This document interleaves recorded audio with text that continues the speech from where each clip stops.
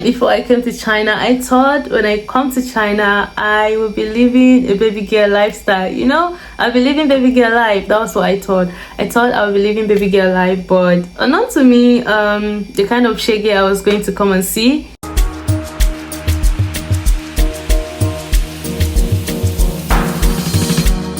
Guys, I don't know. Sometimes I feel so pretty when I'm without makeup. Like, can you see? Just a fine babe. Wow. Yo, I'm so pretty. I'm just feeling myself. If you don't agree with me, argue with your keeper. Bob's your uncle. Hey guys, welcome to my YouTube channel. If it's your very first time here, hi. My name is Shan, or you can also call me Ria. And if you are a returning subscriber, hey, wagwan, welcome back to the channel. So on today's video, as you can see from the title of the video, I will be sharing my first year experience in China, and this is, you guys are just going to watch me talk, so I hope it's going to be a fun and an interesting video. But before we get into the video, please do not hesitate to subscribe, like, and do all the amazing stuff. God bless you as you do so.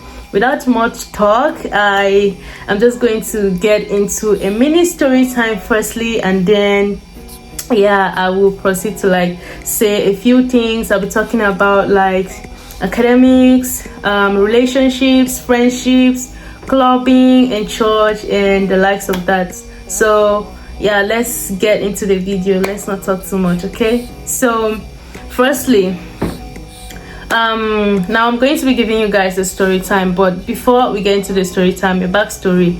Now what I would say is that before you come to China, right, before you book your flight, before you get on the plane to start even coming to China or going abroad, what I would say is that you really need to check, make thorough research about the school that you got the admission into. Do your homework properly, okay?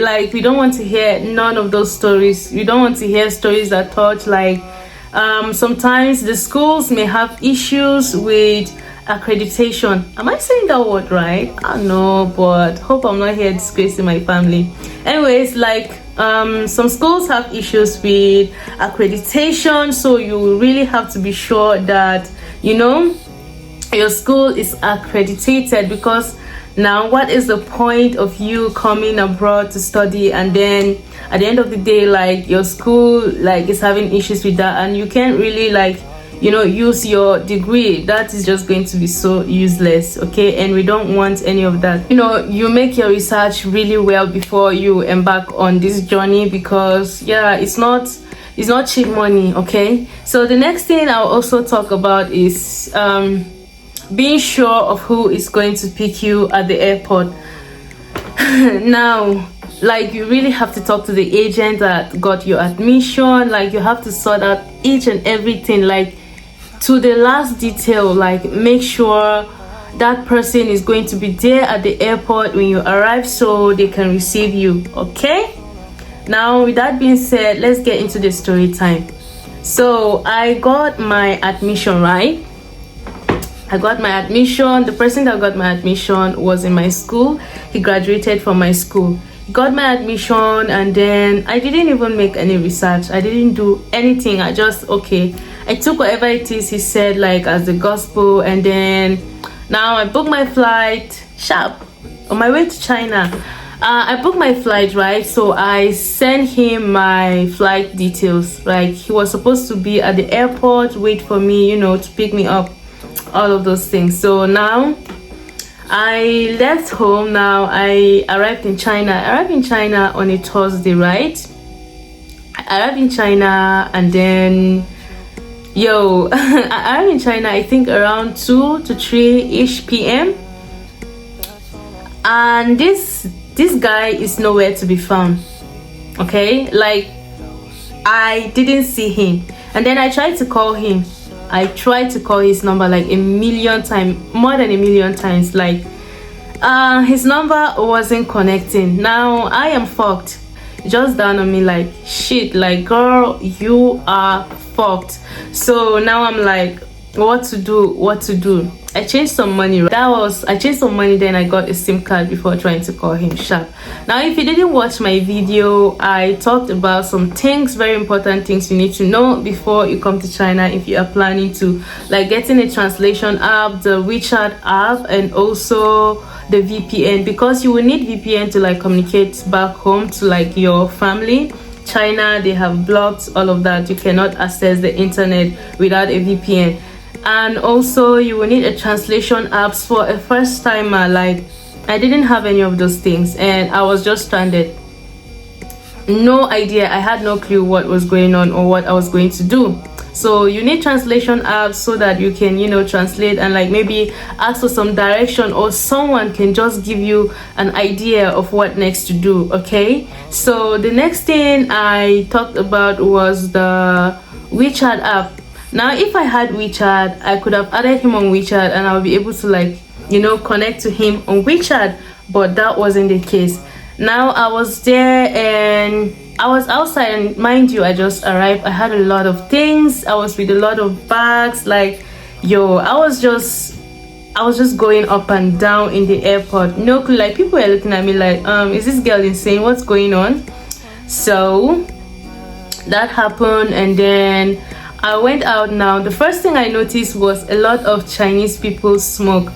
I mean, like, if you come from Africa, Nigeria, like, you know that smoking is something that is being frowned at. Like, if you are a smoker and people like consider you like, you are a bad person, like they see it as a really bad thing. It's not something cool that you do like freely the way like people smoke in China. That was the first thing I noticed. And then I noticed like people, like, they are so populated. Like, these people are literally everywhere. Like, they are that much. So now I was just there and I was seeing like all these shuttle buses going to different places. People were just getting in. I didn't know where I was going to, so I brought out my admission letter and I took it to a taxi.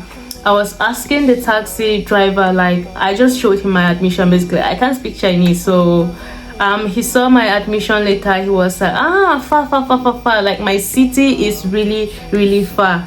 And then he brought out his phone and he typed like 2,000 RMB. Like, he just said 2,000. Me, I didn't know. I had no clue about like the whole currency, money and all of that. No clue. So he was like 2,000 RMB. So I mean, I was just like, okay, take me, get me to school, just get me to my city. That was just what was on my mind. Like, I just needed to like rest, because you know, from Nigeria to China, it's really like a long flight. So I was just tired. I was over it. I just needed a shower. Do you get? I just needed to like have a shower, but I guess that wasn't happening anytime soon because that guy wasn't bothered. Anyways, so now after he typed, I was like, sure, and he was like, nah, that he can't take me.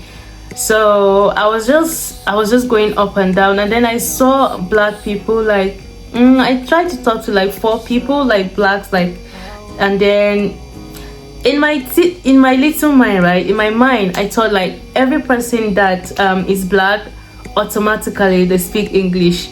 Now this is where like I just realized that, oh, there are like diversity. People are diverse. Like, people speak Portuguese, people speak French. Like, there are just so many people. So the people I try to talk to, like, everybody's just on the go. Like, people are just moving. It's the airport. People are busy. People have things to like go to. Nobody have time to be trying to like help you sort out anything. So yeah, I was just there. I told you I arrived around like past 2 to 3 p.m. and then now it was like around 7 p.m, almost to 7 p.m, and I was just there. Like, I broke down. Like, guys, I broke down into tears. I cried. Okay, you know, this silent tears, like silent cry, but it's so deep. I didn't know what to do. I just like, I cried. I really cried at the airport. Then I just found somewhere and I sat down. I just said a little prayer. I just said, God should help me, because now I'm here. I don't know what to do. I don't know what my next step is going to be, but I was like, God should help me. Phone was even going to die, my phone was going to die. No power bank. It was just hectic. The ghetto. A lady walked past me. You know how someone walked past you and then she came back. Then she was like, hello my darling. That was the word she said to me. She was like, hello my darling, who are you waiting for? Like, what are you doing here? It's getting late. Like, is everything all right? Then I tried to like explain to her. I was like, good evening ma, and I told her no, I'm not all right. And then she was like, you know what, you can tell me the whole story. Like, let's go to my hotel. Like, she booked a ticket for me, and then she was like, go to her hotel and we are going to like try to sort everything out. She told me that she's Nigerian, and I was just thinking, God, like, she's a Nigerian and an Igbo lady. I was like, God, see, what God cannot do doesn't exist, like in literal sense. So that lady, now I followed her. She helped me with my luggages, and then we arrived at the hotel. I think that was around Tonton area. That's, yeah, where the hotel was. That was pre-pandemic 2018. So now we arrived at the hotel. She asked me to go and get VPN downstairs at the lobby. I got VPN. I was able to talk to my family. Like, yo, they were so worried. My parents were really worried because now they haven't heard from me since I left. So that was really a long time. Like, they haven't heard from me. They don't know what was going on. And then they are like asking the guy, trying to even communicate to him, like, he's not reachable. Do you understand? It's like he just left me dry. Like, I was just there on my own. So now we arrived at the hotel. We got food. I just showered. That was the first thing I needed to do. I took a shower, felt better. Then I talked to my family. Then she was like, give me the number of that guy, let me call him. And then she tried to reach him. His number wasn't going. I think it was still not until the next day, which was Friday now. The woman called him. She was just blasting him. She was like, well, how do you allow somebody to be here on her own, an 18-year-old girl, like with no clue whatsoever? Like, how can you be so heartless? She really like said a lot of things to him. And he was like, he didn't have money, that he's broke. She was like, you are broke. And you know, this girl is coming to China for the first time. She sent you every detail of her flight. Why don't you borrow some money? Come and pick her up. Like, come on, we should be human. Anyways, I was like, he's going to try and come. Friday comes and passed. This guy didn't show up. Saturday, this guy, we thought he was going to come. He didn't show up. And then that lady was like still talking to him, like she was blasting him. And I think my parents were also like talking, like, why didn't you go and pick her, what's going on? And he was kind of feeling bad a little bit, I would say. So that day he was talking to me on the Saturday. He was like, he's sorry that he couldn't come and pick me, and yada yada yada. So the girlfriend now, she was there, and like my other friend that had arrived before me. And then the girlfriend now collected the phone from him. Then she was shouting like, she collected the phone. She was like, she called his name. We need to tell her the truth. Why are you behaving like a kid? Why are you behaving like a baby? You are now in China. You're supposed to take responsibility of yourself. You're supposed to act mature. You're supposed to figure things out. How do you expect him to start coming to pick you? You are not a kid. Yo, I was livid. Like, literally, I was livid. I was like, what? And the only thing, I was so calm about it. I just told her like, called her name, and I told her like, I don't blame you. That was the only thing I said. And then later on, when I arrived my city, my friend was telling me that like she picked offense because when they came to pick me, when I arrived in my city, the girl didn't come. So now let's go back to that call happened. And then on Sunday the lady was like, she's here on business, obviously, like she have to sort out things. But one thing I loved about that woman was how prayerful she was. Like, it just stood out to me how she would pray. Like, she genuinely like loved God. Like, she is always praying, literally. Like, she wake up, she goes to the market, she sort out things, orders, all of those things. But then like still with how tired she is, she prays in the middle of the night, prays for her family, prays for her kids, her husband. And one thing she told me was that what touched her heart was how like she passed, and then God was like, go back and talk to that girl. So she came and she talked to me. She said she had a daughter she has a daughter who is also like my age mate, and she is in Hungary. And what goes around comes around, like that's the word. Yes, so she was like, she can offer whatever help she can offer, and then God to also take care of her kids. She don't know, her daughter may be in any situation too, and then God can also send someone to also, you know, help her. So I was just thanking her. My parents too were really grateful, like blessing her, all those things. So Sunday now comes, she was like, she gotta go to Iwu because she have to take care of things. My train ticket, and then we went to the train station. So she told me like, just be checking your this thing and also listen to the, you know, the announcement on the train, so that you don't miss your station, and do not sleep like to the extent that you will. So I was like, okay. Said our goodbyes. She prayed for me. I cried, and she also cried. Like it was like a motherly moment, like, you know, very emotional one. So said our goodbye. She was like, anything, if you ever need anything, do not hesitate to call me, okay? She repeated it. She was like, am I listening to her? Like if I need anything, I should call her, she'll be there. I was like, okay. So yeah, I arrived in my city. Now finally I arrived in my city, and then that was when the guy came to pick me. Can you imagine that? But yeah, that being said, now let's go to my whole experience, like my first year experience. So firstly, let's start with relationships.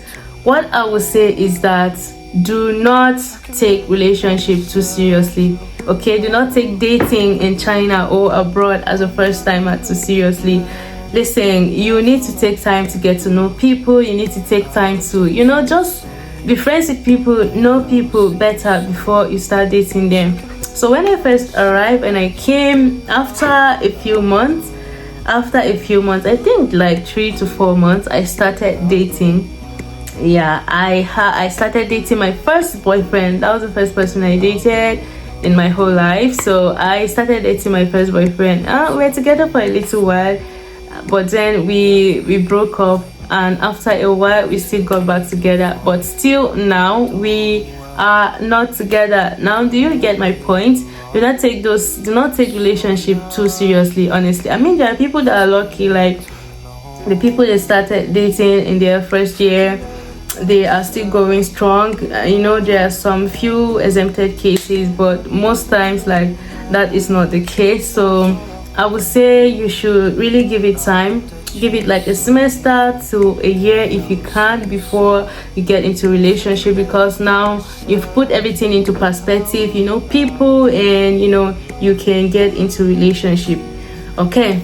But still on that, like that being said, just give yourself some grace. You are new, you are young, you want to experience things, you want to feel things, and you make some mistakes, but you'll be fine. Trust me, you're going to be perfectly fine. You are a first timer in your school or in your city, trust me, there are going to be so many people that will be adding you from groups. You know, people just want to have fun. You have to really know that. That's what I'm saying. Take your time, okay? I mean, there's no harm going on dates, but then like being in a full-blown relationship, you just gotta give it time, okay? Give it time. Don't be in a rush. There's plenty of time to do all of that. Now people will be adding you. You are now like, you are fresh meat, like fresh baked bread. You know, everybody wants to, like, you know, partake or experience. I don't know, you're just fresh meat, sha. So all I would say is that those people don't really like you like that. People are just here to have fun. Most times, like 90% of the time, people just want to have a good time.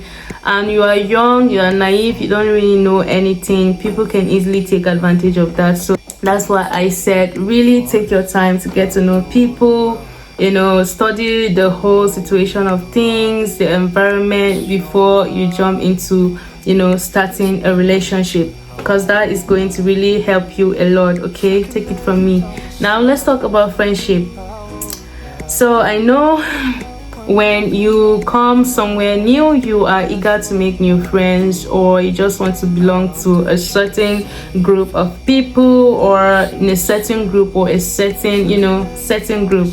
what I would say is that take your time. Like I said with relationship, right? Take your time too with friendship. You don't need to like jump into friendships and be forcing things. That's what I would say. Like, do not force things, do not force friendships, do not force relationship, do not force friendship. Anything that is not serving you, right?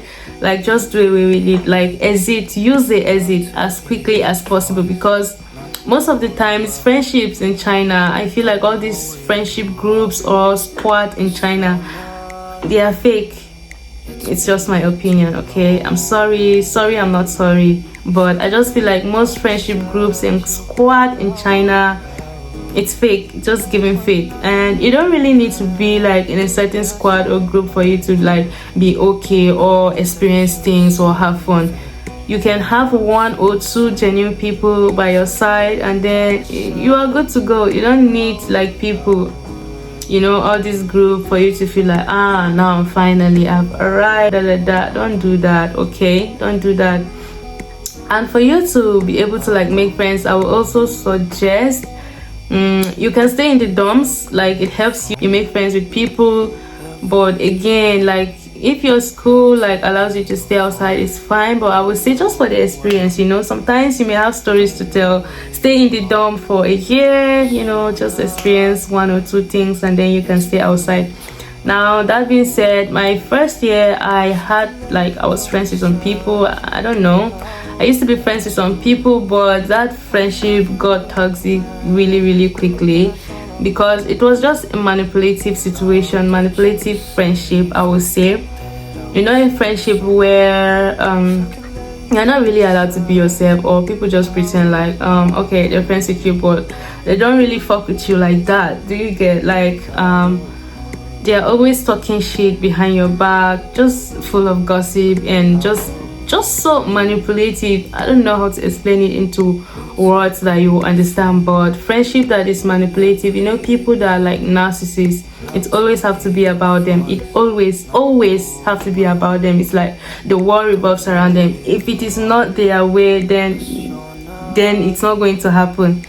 I don't know if you understand or if it makes any sense, but yeah, don't be in situations like that. You'll be perfectly fine by yourself. You don't need the whole world or the whole community to be friends with you. So yes, so really you just have to know yourself, be self-aware, because if you are not self-aware, then you will be easily influenced by these friends or people. So just be self-aware. It helps you, you know, to put everything into perspective, okay? So the next thing I will be talking about is going to be we're talking about money. Now, me, before I came to China, I thought when I come to China, I will be living a baby girl lifestyle. You know, I'll be living baby girl life. That was what I thought. I thought I would be living baby girl life, but not to me, the kind of shaggy I was going to come and see. Nobody prepared me for the kind of shaggy I was going to see. Yo, I'm seeing shaggy in this country, okay? And China is going to test your patience. China, this country will show you colors. Before I came, the guy that got my admission, he told me and my dad, like my parents, like, okay, that you can get a job just like in the Western countries. Like, as a student, it was like, you can work, you can earn a living, you can, you know, do so many things, and money is not going to be an issue. And I was like, okay, you know, I'm going to, you know, work for my money, I will earn money, and I will be fine. Now, still part of the things I said, make research on the country or the school where you're going to, because there are so many things that someone will not tell you, or those agents will not tell you, because they also, at the end of the day, they want to get their own money. Your research well. I had no idea that students can work in China, and if you don't know now, I am telling you that as a student in China, you cannot work. It's illegal to work in China. When you work in China, and if you are unlucky, you are being caught, now they are going to send your ass back home. They're going to just deport you back to your country. And sometimes if you are kind of lucky, they give you a fine and you have to pay. And then yeah, but if you're not lucky, they deport you. It's a risky business, so stay safe, be careful out there. When it comes to money, I know when you first arrive, there's always the urge to, like, you know, spend money. You just want to spend money. Like, you see this thing, it's so nice, I want to buy. You are just buying. And I feel like the first year is when you get the most money from home, because now they know you need to, like, settle down. You need to buy like blankets, bed sheets, you need to buy utensils, you need to buy food, you are doing grocery. Like, you just need money, okay? And you just keep getting money. But for how long will they keep sending you money from home? That's where money management needs to come in. You really need to know how to manage money in your first year. I know you may feel like, you're always going to get money from home, but there will just come a point where you can't be getting as much money as you used to get when you first arrived. So you have to be responsible and start taking responsibility for yourself, okay? So I know there's the urge of like, you come, wow, China, there's so many clothes you can buy, shoes, bag, like you want to have it all at the same time or at once. Honey, listen, you just arrived. So there is plenty of time, like plenty of time for you to buy clothes, for you to buy shoes, for you to buy bags, for you to buy hair, anything. There is plenty of time. When I first came, they took me shopping and I went berserk. Like, I went crazy. I was just shopping and shopping. I was just buying clothes. And they even gossiped about me. Yeah, they were like, this girl, wow, why is she just buying things like, yeah, like, why is she buying things like that? Like, she's just spending all her money on clothes, you know. But me, I love clothes. I love buying things. But it's bad. Don't do that. If you say you like buying clothes, you never see anything, because everywhere you turn, they are selling clothes.